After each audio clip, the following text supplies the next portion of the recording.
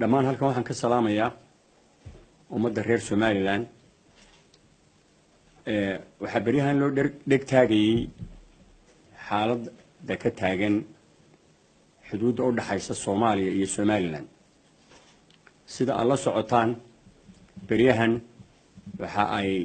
dawladda Soomaaliya ku kacday falal xaalad abuura ama colaad abuura gudaha Somaliland tusaale ahaan magaalada la yiraahdo Qoriley waxa ay ku weerartay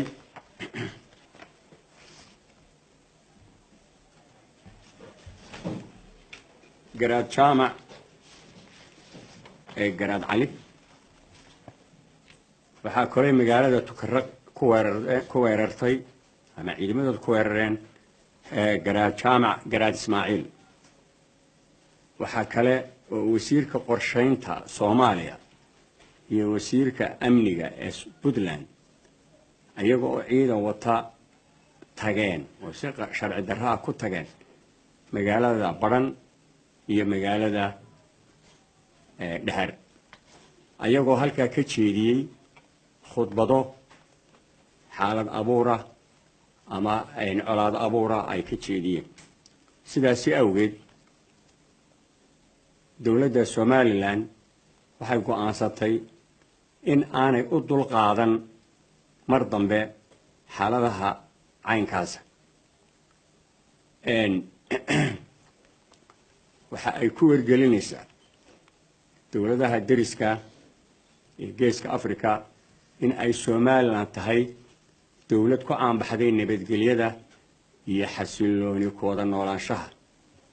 ha yeeshee hadda waxaad moodaa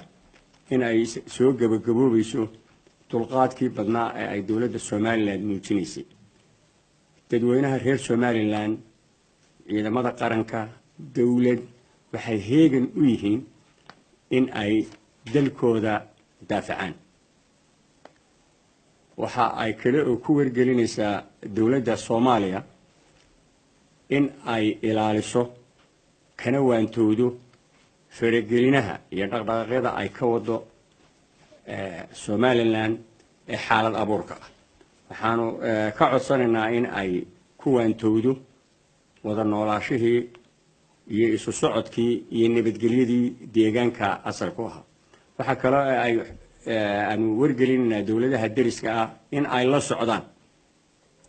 dhaqdhaqaaqa xaalad abuurka ah ay Soomaaliya ka wado laba xuduud dhexdooda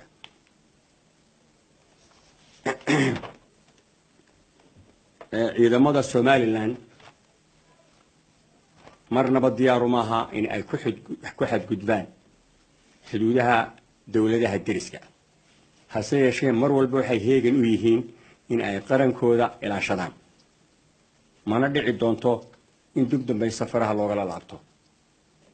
السلام عليكم ورحمة الله وزير يعيبك السفينة قسم عثمان كيلو سوق البيع على إذن رايما تفاني